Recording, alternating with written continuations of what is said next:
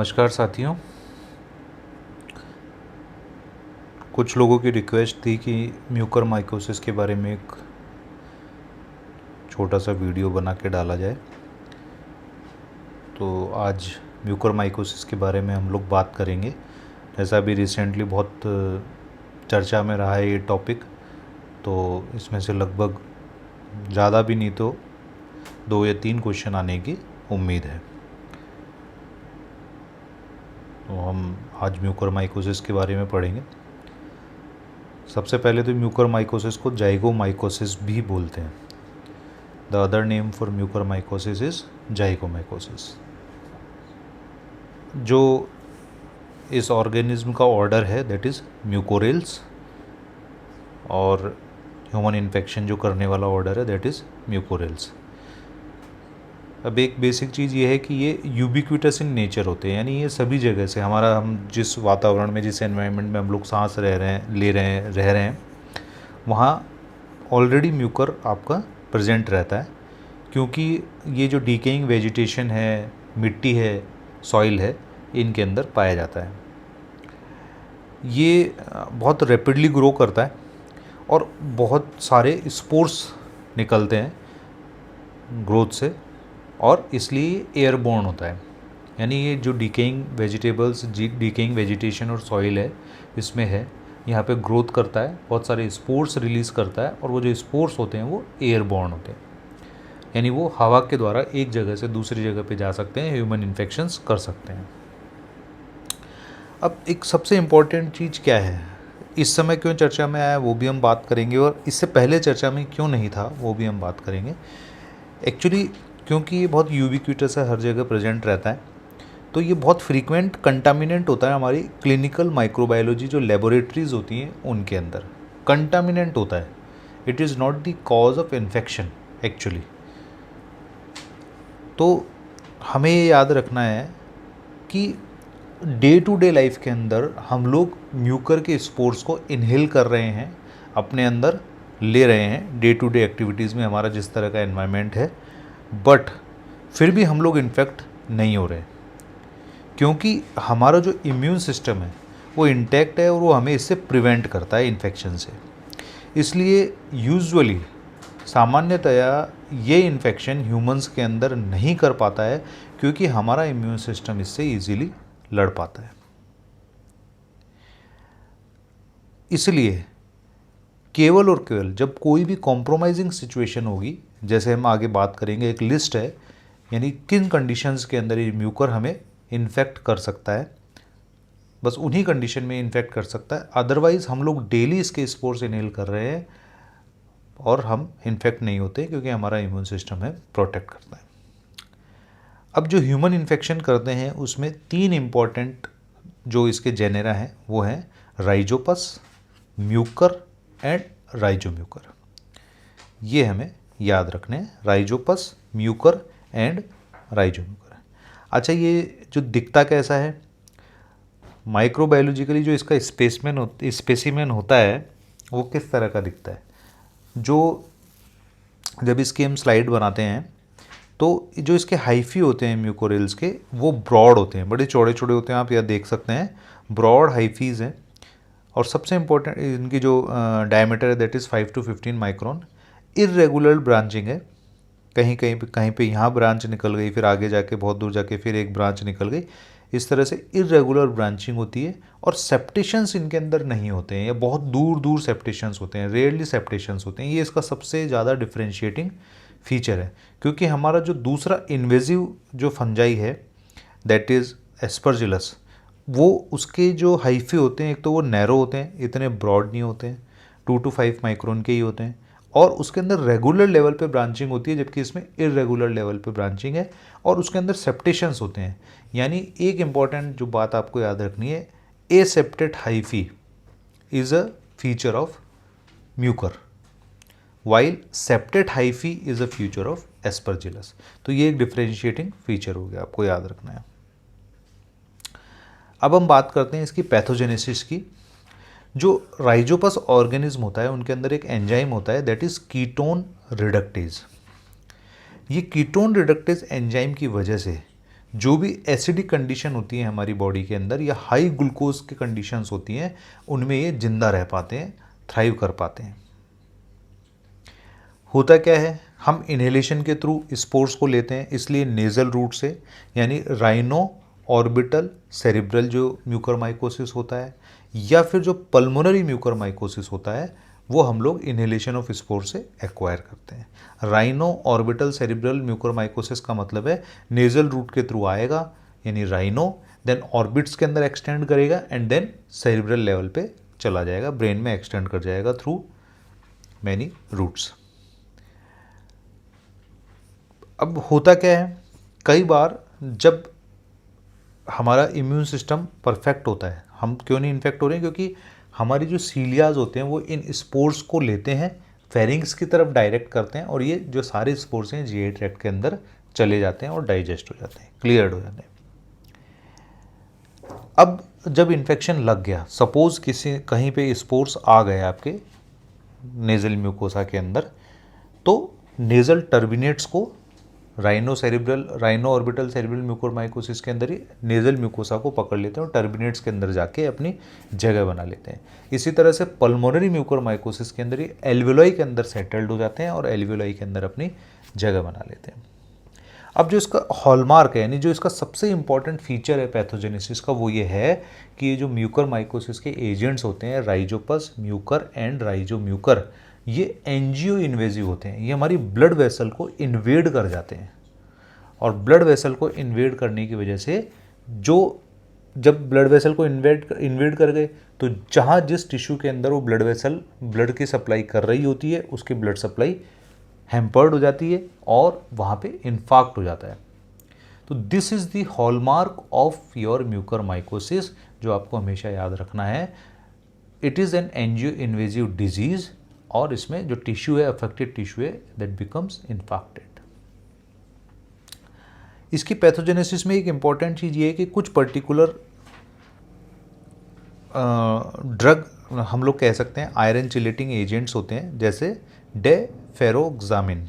डेफेरोक्सामिन जो है एक आयरन चिलेटिंग एजेंट है, और भी आयरन चिलेटिंग एजेंट होते हैं, बट अभी हम इसकी इंपॉर्टेंट बात करेंगे। डेफेरोक्सामिन जो होता है ये आयरन चिलेटिंग का काम करता है, साथ में एल्यूमिनियम को भी चिलेट करता है।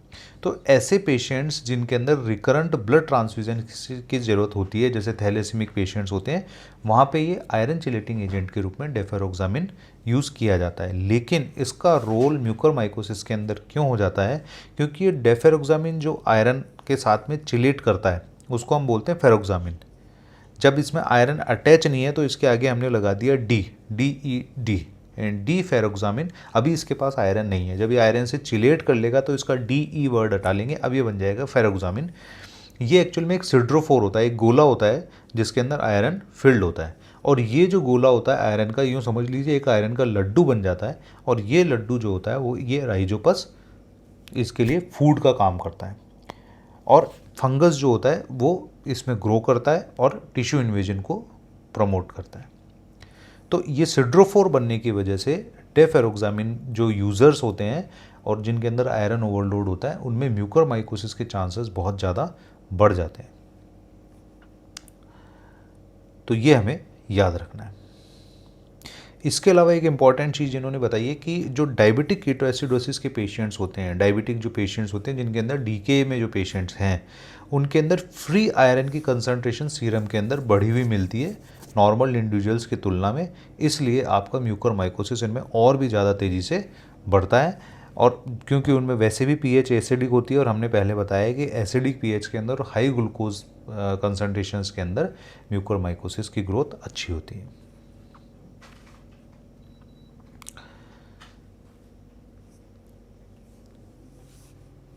अब एक इम्पॉर्टेंट चीज़ डेफेरोक्सामिन जो यूज़र्स होते हैं उनके लिए एक बताइए इन्होंने कि जो डेफेरोक्सामिन यूज़र्स होते हैं उनके अंदर जब म्यूकरमाइकोसिस का इन्फेक्शन होता है तो उनके अंदर यूजुअली डिससेमिनेटेड डिजीज़ होती है, बहुत ही वाइड स्प्रेड बॉडी के अंदर डिजीज़ होती है और बहुत रैपिडली फैटल होती है। उसकी मोर्टेलिटी भी ऑलमोस्ट 90% है। हम मोर्टेलिटी डाटा की बात करेंगे बाद में, अभी आपको याद रखना है डिससेमिनेटेड डिजीज़ की मोर्टेलिटी 90% होती है। अब यहाँ इन्होंने बताया कि जो अदर आयरन चिलेटिंग एजेंट्स होते हैं डेफेरोक्सामिन के अलावा, जैसे डेफेरासिरॉक्स एंड डेफेरिप्रॉन, सो डेफेरासिरोक्स एंड डेफेरिप्रॉन, ये जब आयरन चिलेट करते हैं तो ये सिड्रोफोर्स नहीं बनाते, यानी लड्डू नहीं बनाते हैं आयरन के, और इसलिए ये इन यूज़र्स के अंदर म्यूकोरमाइकोसिस का रिस्क नहीं बढ़ता है। तो ये आपका एक सीधा सीधा क्वेश्चन हो गया पीजी के लिए कि which of the following iron chelating agents have increased risk of mucormycosis.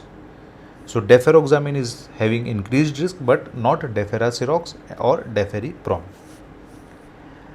अब हम बात करते हैं क्या क्या रिस्क फैक्टर्स हैं जो कि म्यूकोरमाइकोसिस के इन्फेक्शन को इंक्रीज़ करते हैं। बिल्कुल सी आपको ये याद रखना है, इनमें से कोई भी एक क्वेश्चन उठा के बन जाएगा।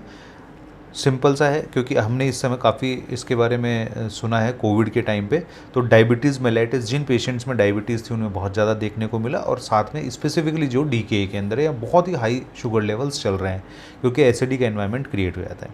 जिन पेशेंट्स को ट्रीट किया जा रहा है स्टेरॉइड से, जो हिमेटोलॉजिक मैलिग्नेंसी के पेशेंट्स हैं, ल्यूकीमियाज के, लिम्फोमास के, जिन पेशेंट्स के अंदर हिमेटोपोएटिक सेल ट्रांसप्लांटेशन किया गया है, जिन पेशेंट में कोई सॉलिड ऑर्गन ट्रांसप्लांट किया गया है, जिन पेशेंट्स को डेफेरोक्सामिन से ट्रीट किया जा रहा है, जिन पेशेंट में आयरन ओवरलोड है because of recurrent blood transfusions, जो एड्स के पेशेंट्स हैं, इंजेक्शन ड्रग एब्यूज़र्स हैं, ट्रॉमा और बर्न्स के केस में और माल न्यूट्रिशन के केस में। तो these are the risk factors. अब हम बात करते हैं एपिडेमियोलॉजी के। तो एपिडेमियोलॉजी में सिंपल सा ये है कि जो सबसे कॉमन रिस्क फैक्टर है, मोस्ट कॉमन रिस्क फैक्टर है, वो डायबिटीज़ मेलाइटस है। यानी जितने भी हमारे म्यूकोरमाइकोसिस के केसेस देखे गए एक केस सीरीज़ के अंदर, उसमें 36% पेशेंट्स के अंदर डायबिटीज़ थी, 17% पेशेंट्स के अंदर हेमेटोलॉजिक मैलिग्नेंसीज थी, और 12% पेशेंट ऐसे थे जिनमें सॉलिड ऑर्गन या हेमेटोपोएटिक सेल ट्रांसप्लांटेशन किया गया था। और रिसेंट जो हमारा नया जो रिस्क फैक्टर है that is covid. Clinical presentation की बात कर लेते हैं। क्लिनिकल प्रेजेंटेशन में क्या होता है, हमने बता ही दिया, this is an angio invasive disease. Mainly आपका जो वेस्कुलेचर है उसको इन्वेड किया जाता है हाइफीज़ के द्वारा, और उससे क्या होता है, जो टिश्यू अफेक्टेड टिश्यू है वो इन्फाक्टेड हो जाता है और नेक्रोसिस हो जाता है उस टिश्यू का। जो इसके वेज ऑफ प्रेजेंटेशन है वो हम बता देते हैं। एक इम्पॉर्टेंट चीज़ ये है कि म्यूकोरमाइकोसिस बड़ा फास्ट स्पीड से जो है स्प्रेड करता है, और रेयरली ये इंडोलेंट कोर्स होता है इसका, यानी बहुत स्लो कोर्स होता है। अदरवाइज ये यूजुअली बहुत फास्ट कोर्स होता है। जितने भी पेशेंट्स यदि किसी ने देखे हो तो इसी तरह की टिपिकल हिस्ट्री मिलती है। अब एक इम्पॉर्टेंट जो इसका प्रेजेंटेशन है that is rhino orbital cerebral mucormycosis. Rhino orbital cerebral mucormycosis. The most common clinical presentation of mucormycosis है which is presumed to start with inhalation of spores into the paranasal sinuses of a susceptible host. Hyperglycaemia हमने बता ही दिया था, associated with metabolic acidosis, बहुत important underlying condition है। Patient कैसे present करेगा, एक्यूट साइनोसाइटिस होगा उसको, तो क्या होगा, फीवर होगा, नेजल कंजेशन होगा, पुरुलेंट नेजल डिस्चार्ज होगा, हेडेक होगा एंड साइनस पेन होगा। टिपिकल साइनसाइटिस के जो फीचर्स होते हैं वो होगा। साइनसिस में एक बार स्प्रेड होने के बाद में जो उसके बिल्कुल एडजेसेंट स्ट्रक्चर्स होते हैं, जैसे पैलेट हो गया, ऑर्बिट हो गया, ब्रेन हो गया, उनके अंदर बहुत रैपिडली ये स्प्रेड होता है within a course of few days. Then ये जो स्प्रेड होता है इसका एक हॉलमार्क होता है कि जहाँ जहाँ ये स्प्रेड होता जाता है, क्योंकि हमने बताया एंजियो इन्वेजिव है और जो अफेक्टेड टिश्यू है उसके अंदर इन्फेक्शन और नेक्रोसिस कर रहा है। तो जैसे आपका पैलेट के अंदर आया तो पैलेट को नेक्रोसिस कर देगा, तो पैलेटल स्चार्स बनेंगे, यानी आप जब ओरल कैविटी को ओपन करके देखोगे तो आपको ऊपर पैलेट पे बिल्कुल ब्लैकिश स्चार दिखाई देगा। टर्बिनेट्स को डिस्ट्रॉय कर देगा, पेरीनेजल स्वेलिंग हो जाएगी, एरिदीमा एंड साइनोसिस मिल सकता है फेशियल स्किन का, ये सारी चीज़ें आपको मिल सकती हैं। देन ऑर्बिटल इन्वॉल्वमेंट यदि कर लेता है तो पेरी ऑर्बिटल इडीमा मिलेगा, प्रोप्टोसिस मिलेगा और ब्लाइंडनेस, बहुत जल्दी विजन इसकी लॉस्ट हो जाती है। जो भी अफेक्टेड पेशेंट होता है उसकी विजन बहुत जल्दी चली जाती है।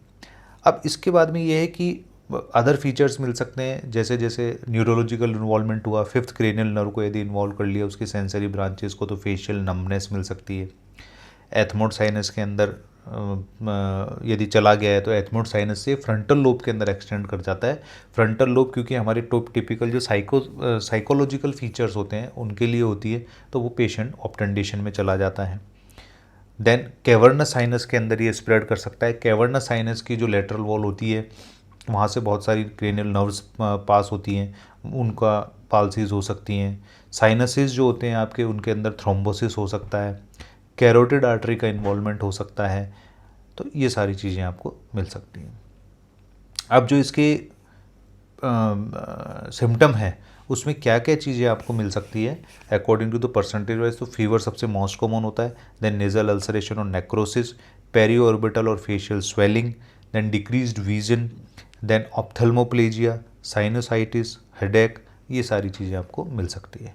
जो राइनो ऑर्बिटल सेरिब्रल म्यूकोरमाइकोसिस है ये मोस्ट कॉमनली राइजोपस ओराइजी के द्वारा किया जाता है, ये इसका टिपिकल स्पीशीज़ है, वो याद रखना ठीक है अभी एग्जाम के हिसाब से। देन पल्मोनरी म्यूकोरमाइकोसिस का स्प्रेड हमने बता दिया, बहुत ही रैपिडली प्रोग्रेसिव इन्फेक्शन होता है, इनहेलेशन ऑफ स्पोर्स होते हैं और सीधे जाके ब्रोंक्यूल्स और एल्यूलाई में सेट हो जाते हैं, न्यूमोनिया हो जाता है, साथ में पल्मोनरी इन्फेक्शन हो जाता है, नेक्रोसिस होने लग जाता है और साथ साथ में मीडियास्टिनम, हार्ट, यहाँ तक भी ये फैल जाता है। पेशेंट टिपिकली प्रेजेंट करता है फीवर विद हिमोप्सिस के साथ में, बहुत मैसिव हिमोप्सिस हो सकता है कई बार उसको, तो पल्मोनरी म्यूकोरमाइकोसिस का ये प्रेजेंटेशन रहता है।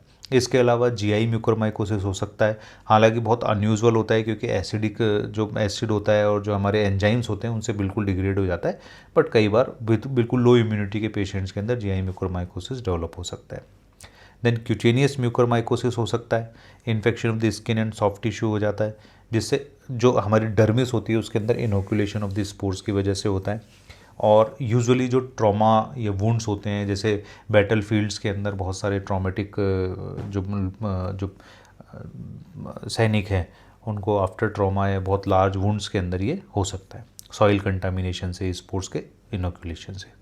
और इसमें होता क्या है, usually single painful indurated area of cellulitis develop हो जाता है और एक्थाइमा लाइक लीजन वहाँ पे मिलता है आपको, ये क्यूटेनियस का हो गया। इसके अलावा आइसोलेटेड कई बार रीनल म्यूकोरमाइकोसिस भी हो सकता है, जिसमें आप जब ब्लड बॉर्न स्प्रेड होता है, ब्लड के अंदर एक बार जब आ जाता है आपका फंजीमिया हो जाता है तो वो कई बार जाके किडनीज़ के अंदर सेटल्ड हो जाता है और रीनल म्यूकोरमाइकोसिस कर देता है। स्पेसिफिकली आप जैसे इंट्रावीनस कैथेटर यूज़ हो गया, इंट्रावीनस ड्रग एब्यूजर्स हो गया, एड्स के पेशेंट हो गए, उनमें मिलता है। पेशेंट कैसे प्रेजेंट करेगा, फ्लैंग पेन और फीवर के साथ में पेशेंट प्रेजेंट कर सकता है, यूनिलेटरल हो सकता है, बायलेटरल दोनों हो सकते हैं। Isolated CNS involvement, rhino orbital cerebral mucormycosis के थ्रू तो सेरिब्रल इन्वॉल्वमेंट हो ही सकता है, बट कई बार आपको आइसोलेटेड सीएनएस इन्वॉल्वमेंट भी मिल सकता है, हालांकि रेयर होता है, यूजुअली नहीं होता है आइसोलेटेड, जिसमें कि आपका राइनो और ऑर्बिटल वाला पार्ट इन्वॉल्व नहीं हो, बट हो सकता है फंजीमिया के केसेस के अंदर। और इसमें स्पेसिफिकली आपका बेसल गैंग्लिया का इन्वॉल्वमेंट ज़्यादा मिलता है, फ्रंटल लोब का इन्वॉल्वमेंट भी आपको मिल सकता है। ठीक है, डिससेमिनेटेड डिजीज़ मैंने बता दिया आपको, जैसे जो डेफेरोक्सामिन के यूज़र्स होते हैं उनमें यूजुअली डिससेमिनेटेड डिजीज़ के डिससेमिनेटेड होने के चांसेस ज़्यादा रहते हैं। सीवियरली इम्यूनोकॉम्प्रोमाइज पेशेंट हो, बर्न के पेशेंट हो, प्रीमेच्योर इन्फेंट्स हो, इनके अंदर ज़्यादा मिलता है। मॉर्टेलिटी रेट ऑलमोस्ट 90 to 96% होती है। अब ये हमने देख लिया इसका क्लिनिकल प्रेजेंटेशन। अब डायग्नोसिस हम कैसे करते हैं, तो diagnosis of mucormycosis relies upon the identification of organism in tissue by histopathology with culture confirmation. या तो हम उस वहाँ से स्क्रैपिंग लेकर टिश्यू लेकर उसकी हिस्टोपैथोलॉजी करके ये typical एसेप्टेड hyphae, irregularly branched hyphae और ब्रॉड हाइफी 5 से 15 माइक्रोन के देख लें और साथ में उनका कल्चर करा लें। लेकिन सबसे इम्पॉर्टेंट चीज़ यहाँ पे ये याद रखने वाली है कि कल्चर के अंदर यदि आपको म्यूकर मिल भी जाता है तो आप ये नहीं कह सकते कि ये इन्फेक्शन वाला ही म्यूकर है, क्योंकि हमने बताया था लेबोरेटरी जो स्पेसिमेंस होते हैं वो यूजुअली कंटामिनेटेड हो जाते हैं म्यूकर के द्वारा। तो ये हमें ध्यान रखना है। तो हमें पेशेंट की सिम्टोमेटोलॉजी यानी साइन सिम्टम क्लिनिकल फीचर्स ये साथ में देखोगे, पेशेंट की जो प्रीडिस्पोजिंग रिस्क फैक्टर्स है वो देखेंगे, और फिर यदि कोई भी अपन को एविडेंस मिलता है तो अपन को म्यूकोरमाइकोसिस मान के चलना है।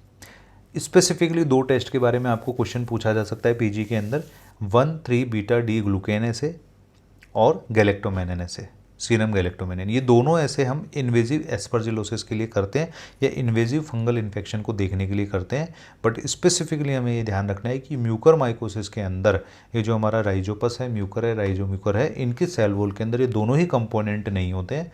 1,3 बीटा डी ग्लूकेन ऐसे भी नहीं होता है और गैलेक्टोमेनिन भी नहीं होता है, इसलिए इनके अंदर ये टेस्ट यूजुअली नेगेटिव होते हैं और इनका कोई कराने का यूज़ नहीं है, कॉस्टली भी होते हैं। अभी जो एडिशनल पीसीआर टेस्टिंग चल रही है, नई नई टेक्निक्स आ रही है, उसमें एक माल्डीटॉफ MALDI TOF माल्डीटॉफ मास स्पेक्ट्रोमेट्री भी एक टेक्निक नई डेवलप की जा रही है, तो वो यूज़ कर सकते हैं हम लोग, आज अभी डेवलपिंग फेज में है।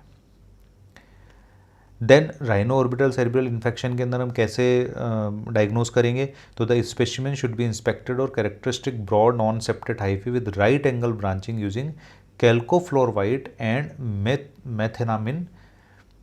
मिथेनामिन सिल्वर स्ट्रेन्स। यहाँ ये क्वेश्चन आपका पीजी में डायरेक्ट बन सकता है कि जब आपको हिस्टोपैथोलॉजिकली आपको हाइफी देखने हैं तो क्या स्ट्रेन अपन यूज़ करते हैं। Stain is use that is calcofluor white और मिथेनामिन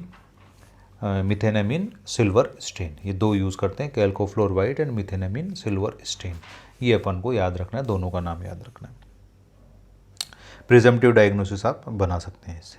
देन इसके अलावा आपको साथ में सीटी स्कैन कराना है। It is the initial imaging study as it can often be obtained quickly and is more sensitive than MRI for detecting bony erosions. तो सीटी स्कैन आपने कराया है, उसको स्प्रेड को देखने के लिए, उससे फाइंडिंग पता लग गई, लेकिन यदि सीटी स्कैन में थोड़ा भी एविडेंस आ रहा है तो स्प्रेड को पूरा देखने के लिए आपको एमआरआई करवा लेना चाहिए, दैट इज़ इंपॉर्टेंट।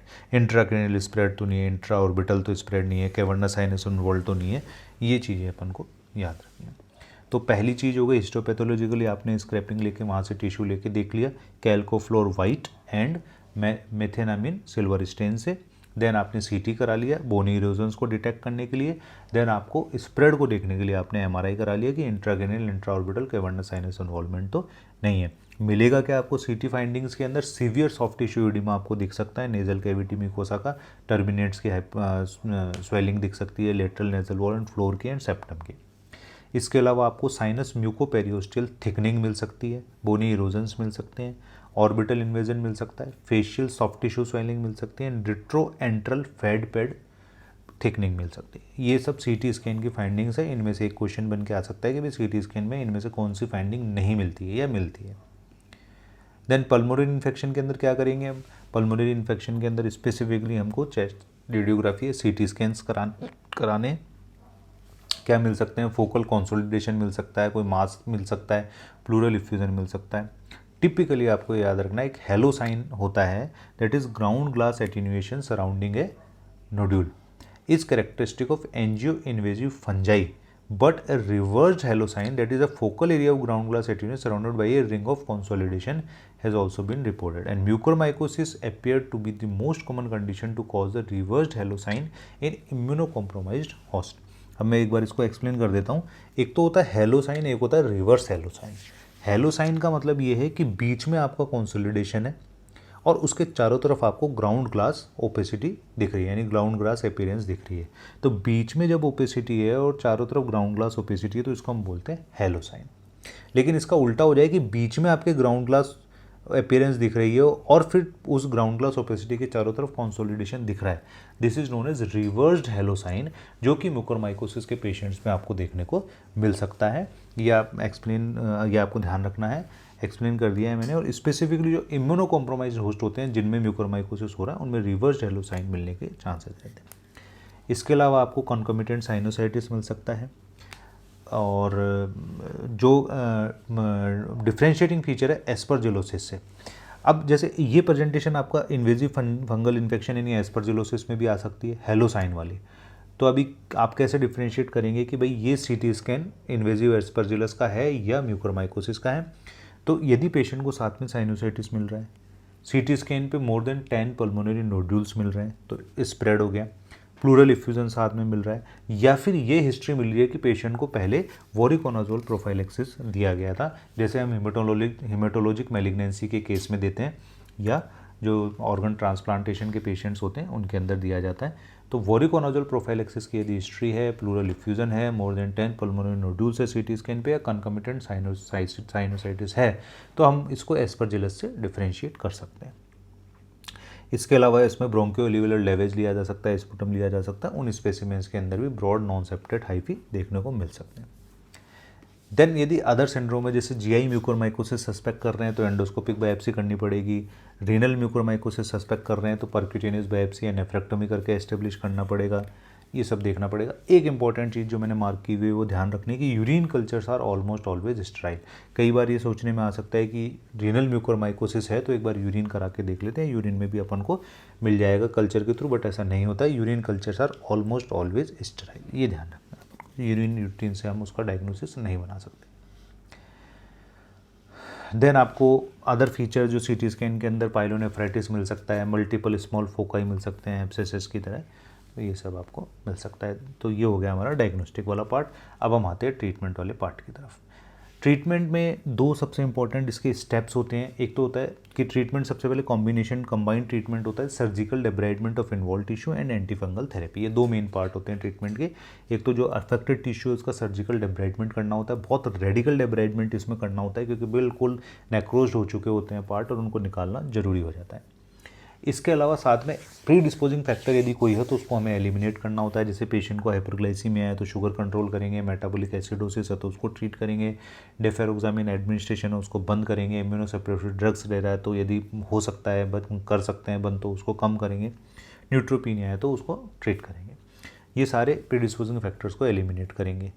अब जो सबसे ड्रग ऑफ चॉइस है उसकी वो इंट्रावेनस एम्फोटेरिसिन बी है। लिपिड फॉर्मुलेशन एक्चुअली इसकी ड्रग ऑफ चॉइस है, हमें याद रखना है। ऑप्शंस के अंदर आपको नॉन लिपिड फॉर्मुलेशन या सिंपल प्लेन एम्फोटेरिसिन बी भी दिया जा सकता है और साथ में लाइपोसोमल एम्फोटेरिसिन बी या lipid formulation of amphotericin B भी लिखा हुआ आ सकता है। तो that is actually drug of choice. दो अदर हमारे पास ड्रग है, पोसाकोनाजोल, आइसावुकोनाजोल। ये पोसाकोनाजोल और आइसावुकोनाजोल ये स्टेप डाउन थेरेपी या साल्वेज थेरेपी के रूप में हम लोग यूज़ कर सकते हैं। ये भी आगे हम आपको बता देंगे। सबसे पहले सर्जरी की बात कर लेते हैं। एग्रेसिव सर्जिकल डेब्राइडमेंट करना होता है इन्वॉल्व टिश्यू का। जैसे राइनोसेरेब्रल हो गया तो पूरा वहाँ से पैलेट हटाएंगे, टर्बिनेट्स हटाएंगे, बहुत सारा रेडिकल डेब्राइडमेंट करेंगे, एंडोस्कोपिकली भी कर सकते हैं आजकल डेब्राइडमेंट। उसके बाद में बहुत ज़्यादा डिसफिगरमेंट हो जाता है फेस का तो वो आगे प्लास्टिक सर्जरी आप करा सकते हैं, बट ये करना बहुत ज़रूरी होता है। देन एंटी फंगल थेरेपी के अंदर early initiation of anti fungal therapy से आउटकम्स इंप्रूव होते हैं। जितना हम लोग डिले करेंगे, सस्पेक्ट यदि किया है म्यूकोरमाइकोसिस को, तो we have to start anti fungal therapy as soon as possible. जितना डिले करेंगे उतना ही प्रोग्नोसिस जो है आपका पुअर होता जाएगा। अब जो सबसे पहले इनिशियल थेरेपी है आपकी, वो हमने बताई दिया, amphotericin B is the drug of choice for initial therapy. अब इसमें जो दोनों का डिफरेंसेस है वो सब बता देता हूँ मैं। Most clinicians use a lipid formulation of amphotericin B rather than amphotericin B deoxycholate in order to deliver a high dose with less nephrotoxicity. हमारा जो नॉन लिपिड फॉर्मुलेशन होती है एम्फोटेरिसिन बी की, that is amphotericin B deoxycholate, वो nephrotoxic होती है और उसको बहुत हाई डोज में देने पे नेफ्रोटॉक्सिसिटी के चांसेस बढ़ जाते हैं। तो जबकि हम लिपिड फॉर्मुलेशन यूज़ करते हैं तो उसको हम हाई डोज में डिलीवर कर सकते हैं और नेफ्रोटॉक्सिसिटी के चांसेस फिर भी कम रहते हैं। जो डोज होती है यूजुअल स्टार्टिंग डोज वो 5 मिलीग्राम पर किलोग्राम डेली डोज होती है, बट कई लोग 10 मिलीग्राम तक भी जाते हैं, बट आपको 5 मिलीग्राम पर किलोग्राम याद रखनी है। देन एक बड़ी इंपॉर्टेंट चीज़ आपको याद रखनी है, क्वेश्चन आएगा कि आइसोलेटेड रीनल म्यूकोरमाइकोसिस का पेशेंट है, उसमें ड्रग ऑफ चॉइस आपकी क्या है। और ऑप्शन में दोनों होंगे आपके पास में, एम्फोटेरिसिन बी डीऑक्सीकोलेट और एम्फोटेरिसिन बी लिपिड फॉर्मुलेशन। तो आपको वहाँ आंसर एम्फोटेरिसिन बी डीऑक्सीकोलेट करना है, क्योंकि जो लिपिड फॉर्मुलेशन है वो रीनल यानी किडनी के अंदर कंसंट्रेट नहीं होती है, पेनिट्रेट ही नहीं करती किडनी टिश्यू को। तो केवल एक रीनल म्यूकोरमाइकोसिस ऐसा है जिसके अंदर आपको amphotericin B deoxycholate therapy is the drug of choice, वो आपको याद रखनी है। अब स्टेप डाउन थेरेपी का मतलब ये है कि आपका पेशेंट बहुत अच्छा रेस्पॉन्ड कर गया, आपने आईवी एम्फोटेरिसिन भी लिपिड फॉर्मुलेशन स्टार्ट किया, कुछ डेज तक और कुछ वीक्स तक आपने उसको दिया, अब आपका पेशेंट बहुत अच्छा रेस्पॉन्ड कर गया है, क्लिनिकली आपका बेटर हो गया है पेशेंट, तो आप स्टेप डाउन थेरेपी के बाद रूप में पेशेंट को ओरल एजेंट्स पे शिफ्ट कर सकते हैं, दैट इज़ पोसाकोनाजोल और आइसावुकोनाजोल। इनके इंजेक्टेबल्स भी आते हैं, आईवी फॉर्मुलेशन भी आती है और ओरल ड्रग्स भी आती हैं। ब्रॉड स्पेक्ट्रम एजोल्स होते हैं ये, और इसका देना कैसे है, जो ओरल पोसाकोनाजोल की जो टैबलेट है वो डिलेड रिलीज फॉर्मुलेशन में आती है। फर्स्ट डे हम देंगे 300 milligram BD and then 300 milligram OD, और इसकी जो ड्यूरेशन ऑफ थेरेपी है वो अभी तक कहीं पे भी डिसाइड नहीं हुई कितने दिन देना है, जब तक पेशेंट फुल्ली रेस्पॉन्ड नहीं करता है, सारे साइन सिम्टम उसके ख़त्म नहीं होते हैं, सारी प्रेजेंटेशंस उसकी ख़त्म नहीं होती है, जब तक आपको थेरेपी पे रखना है। और इट मे बी वीक्स और इवन मंथ्स, कई बार 6-6 महीने तक भी पेशेंट को थेरेपी देनी पड़ी है। तो ओरल पोसाकोनाजोल की डोज याद रखेंगे, 300 milligram BD on day 1, then 300 milligram OD for till further improvement. और इसमें इसको स्पेसिफिक चीज़ ये है कि इसको खाने के साथ में देंगे, यदि फूड के साथ में देंगे तो मतलब जो इसका एब्जॉर्प्शन है, इसकी बायोअवेलेबिलिटी वो बढ़ जाती है। जो आइसावुकोनाजोल होती है उसकी जो लोडिंग डोज है वो फर्स्ट 48 आवर्स तक यानी 2 दिन तक आपको उसकी लोडिंग डोज देनी है, दैट इज़ 200 मिलीग्राम। इसका 100 मिलीग्राम की कैप्सूल आता है, तो 200 मिलीग्राम यानी 2 कैप्सूल ये देने हैं आपको 8 आवरली, टोटल 6 डोजेज यानी कि 2 दिन तक, 8 hourly for 2 days, 200 milligram 8 hourly for 2 days. और उसके बाद में 200 मिलीग्राम ओडी करना है आपको, जो आपने लास्ट डोज दी थी उसके 12 to 24 आवर्स के बाद में। तो मतलब कुल मिला के हो गया आपका isavuconazole 200 milligram 8 hourly for 2 days, then 200 milligram OD. ये इसका आइसोबुकोनाजोल पोसाकोनाजोल की डोज होगी। साल्वेज थेरेपी का क्या मतलब होता है? साल्वेज थेरेपी का मतलब ये कि हमने पेशेंट को एम्फोटेरिसिन बी चालू किया, पेशेंट रेस्पॉन्ड नहीं कर रहा है। पेशेंट रेस्पॉन्ड नहीं कर रहा है तो या तो हमें ड्रग स्विच करनी पड़ेगी, या फिर पेशेंट टॉलरेट नहीं कर रहा है एम्फोटेरिसिन बी को, टॉक्सिसिटी बहुत ज़्यादा हो गई है, तो फिर आप पोसाकोनाजोल और आइसोबुकोनाजोल यूज़ कर सकते हैं। देन आपको इनकी आईवी फॉर्मुलेशंस यूज़ करने सेम है। पोसाकोनाजोल के लिए आईवी फॉर्मुलेशन में भी 300 milligram BD on day 1 and then 300 milligram OD. Then एक इम्पॉर्टेंट चीज़ इन्होंने दी है कि पोसाकोनाजोल को मॉडरेट और सीवियर रीनल इम्पेयरमेंट के अंदर हमको अवॉइड करना चाहिए। वहाँ फिर आपको रीनल इम्पेयरमेंट है तो वहाँ आप आइसोबुकोनाजोल दे सकते हैं। तो इम्पॉर्टेंट चीज़ क्या हो गई, आपने एम्फोटेरिसिन बी दिया, पेशेंट को नेफ्रोटॉक्सिसिटी डेवलप हो गई, पेशेंट मॉडरेट या सीवियर रीनल इम्पेयरमेंट में चला गया, तो आपको पोसाकोनाजोल यूज़ नहीं करना। You can not use posaconazole, आप आइसोबुकोनाजोल यूज़ कर सकते हैं। आइसोबुकोनाजोल का हमने बता दिया 200 मिलीग्राम फॉर 8 आवरली, आईवी और ओरली कैसे भी देंगे, और फिर 200 मिलीग्राम ओडी, ये हम यूज़ कर सकते हैं। ड्यूरेशन ऑफ थेरेपी का मैंने बता दिया, कई बार सेवरल वीक्स तक आपको देनी पड़ सकती है, अब तक एज सच हम कभी कोई भी इसका डिफाइन नहीं कर पाए। देन कॉम्बिनेशन एंटीफंगल थेरेपी पे कुछ फ्यू वर्ड्स में बता देता हूँ। वैसे एज सच कोई अदर एंटीफंगल्स इस पे बहुत ज़्यादा यूज़फुल नहीं रही है, बट एक इकाइनोकैंडिन्स है जिसमें कैस्पोफंजिन आता है। कैस्पोफंजिन के अंदर जो है आपका थोड़ा सा क्लिनिकल यूटिलिटी उसकी देखी गई है राइजोपस ओराइजी के लिए, जो हमारा राइनो ऑर्बिटल सेरिब्रल म्यूकोरमाइकोसिस करता है। तो आप कई बार कॉम्बिनेशन थेरेपी के रूप में एम्फोटेरिसिन बी के साथ में कैस्पोफंजिन या आप पोसाकोनाजोल आइसोबुकोनाजोल के साथ में कैस्पोफंजिन यूज़ कर सकते हैं, but this is the only echinocandins are the only other antifungal drugs. Otherwise voriconazole, fluconazole, flucytosine, इनका कोई रोल नहीं है इनके ट्रीटमेंट। अब जो ओवरऑल मोर्टिलिटी है, बहुत इंपॉर्टेंट डाटा है। राइनो ऑर्बिटल सेरिब्रल म्यूकोरमाइकोसिस की जो मोर्टिलिटी है वो 25 से 62% है, 25 to 62% मोर्टिलिटी है विद बेस्ट प्रोग्नोसिस, जबकि इन्फेक्शन केवल साइनसेस के अंदर है। और जैसे ही इन्फेक्शन साइनसेस से बाहर जाता है, यानी brain, cavernous sinus, carotid involvement हो जाता है, तो बहुत पुअर हो जाता है। पल्मोनरी म्यूकोरमाइकोसिस बहुत ही वर्स्ट डिजीज़ है, इसकी मोर्टिलिटी एज हाई एज 87% है, ये हमें याद रखना है। Thank you. ये हमारा म्यूकोरमाइकोसिस पे एक लेक्चर था, कुछ लोगों ने रिक्वेस्ट की थी, मैंने डाल दिया है। अभी कुछ लोगों की रिक्वेस्ट आ रही है RT-PCR पे, और एक एट्रियल फिब्रिलेशन पढ़ाने के लिए कुछ लोग कह रहे हैं, तो मैं कोशिश करूँगा उस पर भी एक लेक्चर बना के। धन्यवाद। इम्पोर्टेंट अनाउंसमेंट है जो मैं बता देता हूँ आपको। मैंने एक जो अपने जितने भी लेक्चर्स अब तक वीडियो लेक्चर्स लिए हैं वो, और उसके अलावा कुछ लास्ट के जो जर्नल्स इंपॉर्टेंट थे अभी रिसेंट के जो पब्लिश हुए थे, उनका मैं वीडियो लेक्चर नहीं बना पाया था, वो सब इंक्लूड करके मैंने एक छोटे से अपने PDF नोट्स बनाए, that is updates for NEET PG 2021। इसमें ऑल सब्जेक्ट्स जितने भी मेरे लेक्चर्स थे और सारे जर्नल्स थे उनका क्रक्स मैंने दिया हुआ है। तो ये PDF नोट्स अवेलेबल हैं मेरे पास में, जिस किसी को भी चाहिए वो कृपया करके मेरे व्हाट्सएप नंबर पे मुझे व्हाट्सएप कर दे और मैं उसको अवेलेबल करवा दूंगा। ये 1 टाइम रीड है, मतलब आप अभी पढ़ पाएंगे, अभी आप पढ़ लेंगे एक बार, और उसके बाद में एग्ज़ाम से 2 दिन पहले या 1 दिन पहले आप इनको जस्ट रिवाइज़ कर लेंगे। तो मेरा पूरा विश्वास है कि इनमें से लगभग 50 to 60 क्वेश्चन आपको डेफिनेटली मिलेंगे। धन्यवाद।